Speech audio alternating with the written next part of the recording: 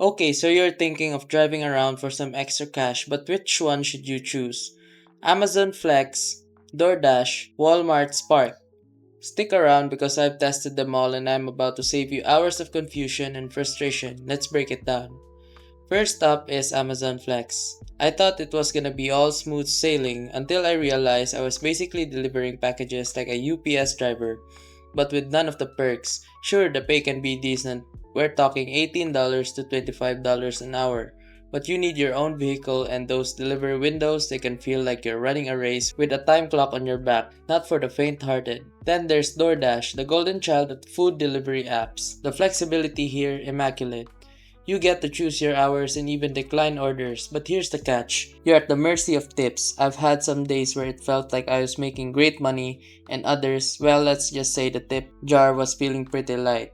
Still, if you're hungry for flexibility and don't mind driving around town delivering everything from burgers to burritos, DoorDash could be your best bet.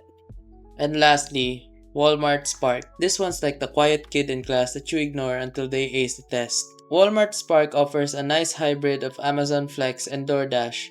You're picking up groceries instead of food, but the pay is solid, about $15 to $25 an hour.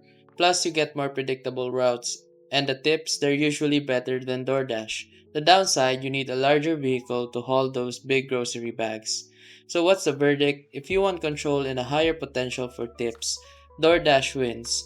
If you're into the idea of package deliveries and have a flexible schedule, Amazon Flex might be your thing. But if you're looking for the sweet spot between pay and predictability, Walmart Sparks got you covered. It's not perfect, but hey, neither are we, right? Whatever you choose, just make sure to keep that gas tank full and maybe buy some comfy shoes. Thanks for watching, and hey, let me know if you've tried any of these yourself. Drop a comment below.